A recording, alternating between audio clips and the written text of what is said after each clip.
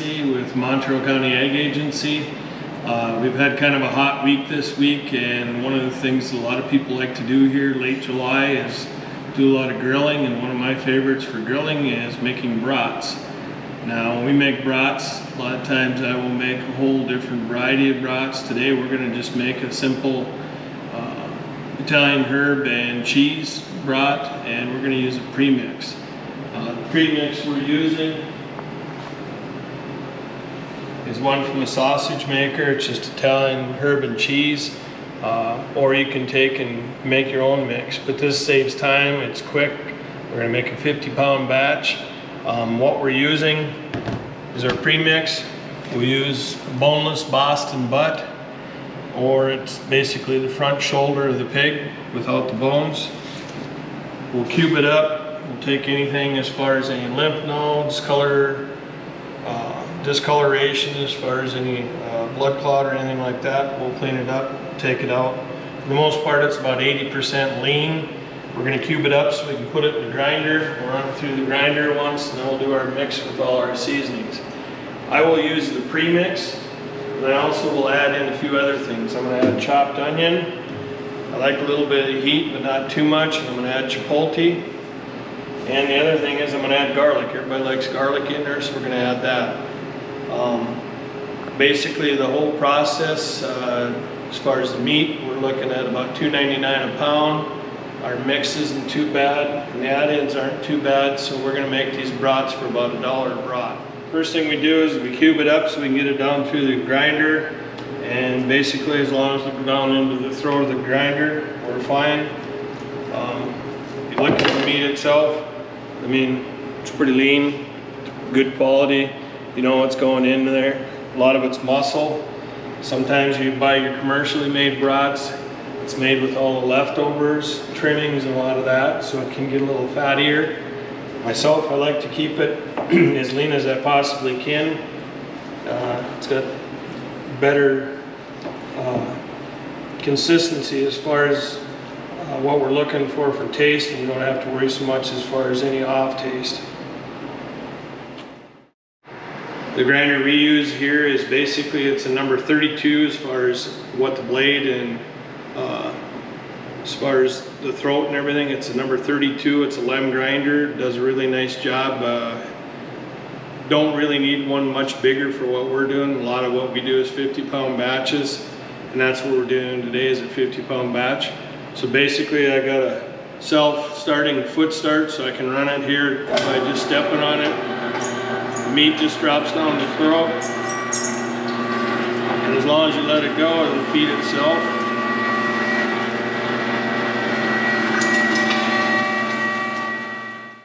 I mean, for the most part,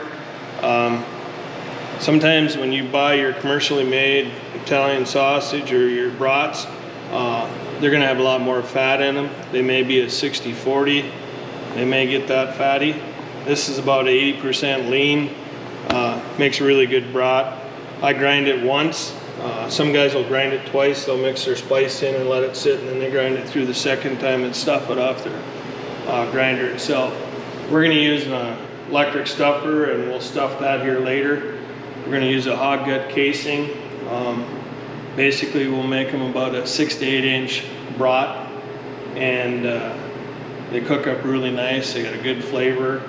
Make sure that it's not packed full of grease, so that when you poke them with your fork, they squirt all over in the grill and flame up. Being a little leaner, they'll probably less chance of that.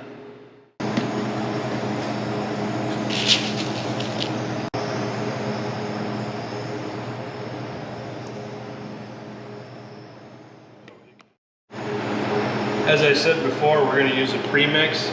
It's a lot easier because it takes a lot of time as far as mixing all your different ingredients. So I use this as the base mix. If you'll notice on this, and I'm going to just pour a little bit on this lid, you can pick out a lot of the different spices. There's your peppers, you got some of your other ingredients in there. Is you got dextrose in there, you got a few as far as some salts, you got like a garlic salt in there, and measuring all that out and weighing it out before you do your base mix. It takes some time, so it's easier sometimes just to buy your base mix. The other thing we're going to add in, like I said before, is we got the chopped onion, we've got the garlic, and then we also have the chipotle. So we're going to add a little bit of extra zing to it, as I call it, and hopefully we end up with a pretty good little brat. Some people like to add a lot of cheese to it. I myself don't mind a little cheese, but when it starts taking away from the flavor of the meat, then I guess that's where I draw my line. So cheesy brats are good. You can add jalapenos, you can add, I've heard gummy bears before, not a fan of that. Mushroom Swiss brats, there's probably 100 different brats you can make. But today what we're gonna make is basically it's Italian herb and cheese, and then we're gonna add in the garlic, onion, and chipotle. So with that, we'll put it all back into our bowl. And I like to do is get all my spice in there. Some guys will do that same thing. And then I add my water. 50 pounds, I'll be about a quart to a quart and a half of water. And I'll just mix it back into here. And then I'll make my brine that I'm gonna put into my mix. Some guys will take this brine and they'll put it in with cubed up meat before they grind. When I worked in the industry, I guess what we did is we always ground, mixed afterwards, and put our brines in that way, and that's just what I'm accustomed to. Either way works. I will leave this sit for a day in the brine, all mixed up with the meat, and then we will go ahead and stuff it in about a day. That way it gives it a chance to work its way through and get the flavoring into the meat, and then you get a more consistent tasting product that way. By mixing into a solution, what you end up getting that way is any of your sodium nitrate, any of that you're putting into your meat from preserving gets mixed better. If you put that in dry into your meat and then add water, you can get spots where you get too much of that sodium nitrate. So it's good not to, you want to get it diluted out so that it'll actually mix in.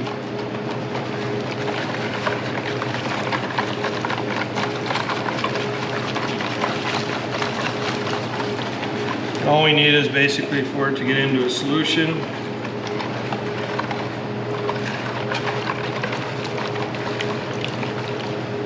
Make sure we get all our clumps taken out, especially with our chipotle. We don't want any hot spots in our sausage. Somebody gets a hot sausage, they'll never forgive you, so we want to make sure we get them good and tasty.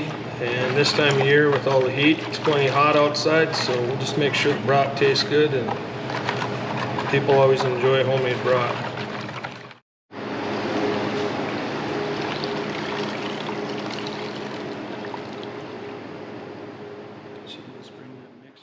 We've got everything mixed up, put into our little portable mixer. And this mixer attaches right onto our grinder. So if you step around the side here, you can see we just take our grinder head and throw it off, slide the attachment to it. Nice little attachment. It's got a tilt mechanism so you can dump into your tubs.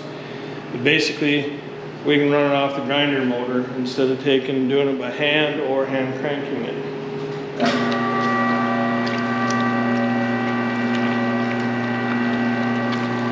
So we'll take and let it mix here for a while. But basically, you can see it mixes the ingredients up real nice. And we want to get this as thorough as we can. So there's quite a bit of different spice in there. We got a lot of, as far as herbs in there, we've also got our peppers, we've got the add-ins that we put in there, plus our sodium nitrate and some of the other salts. When we mix that in there and poured it in, we rinse out all our bowls so we didn't leave anything behind. Everything's in here. Basically, you can see, hopefully our end product's going to be a real tasty brat.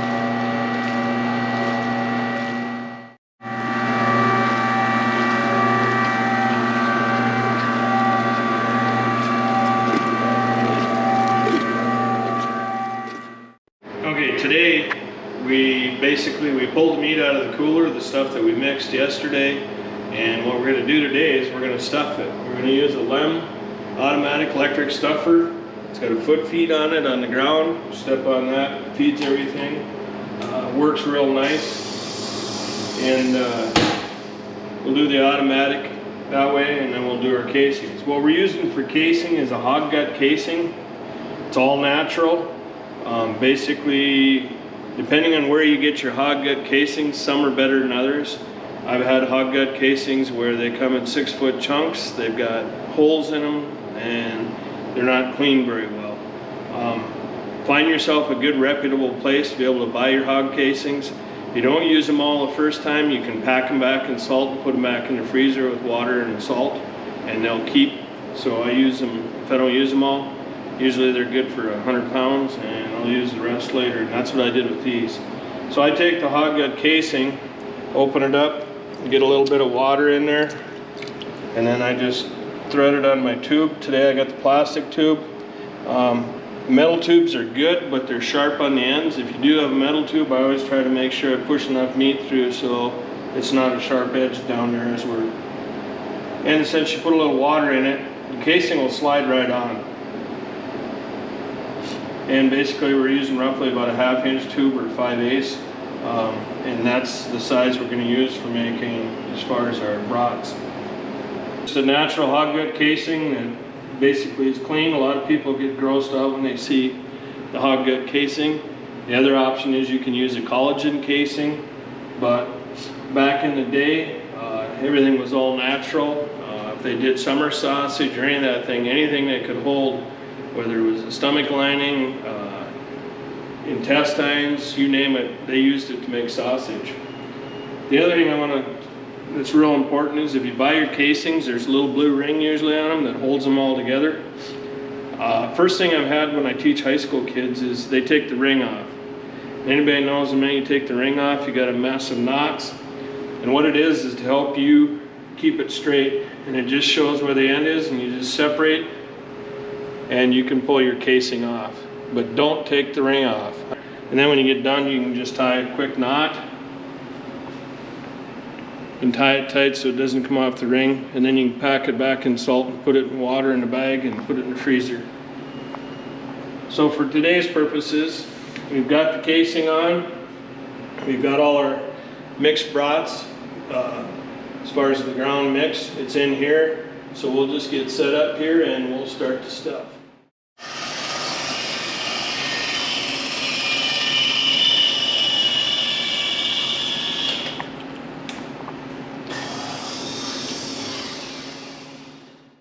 Okay, once we get started, I will just give a quick twist on the end. I don't twist them right away. I'll shoot out a whole bunch of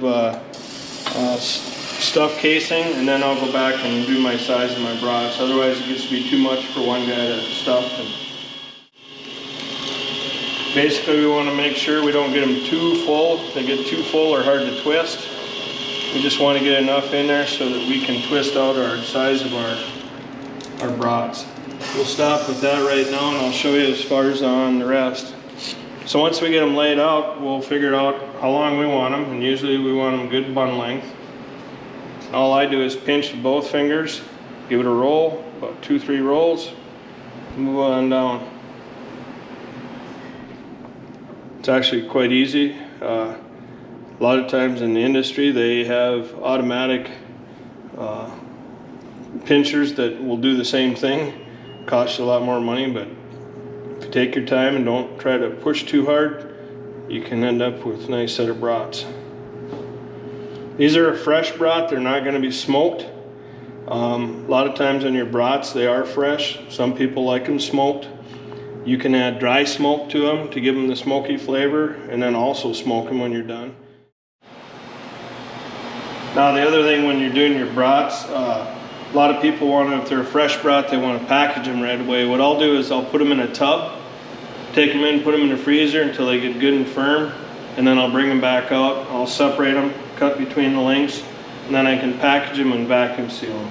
If you're just doing a paper wrap, then you can just do them automatically right away. But what you'll find out is if you try to vacuum seal them when they're fresh like this and not firm, it basically pushes all the meat right out of the casing. So basically, the idea of making brats scares a lot of people because they've never done it, but once you've done it, things turn out quite well, and you can add up a nice set of entertainment for people.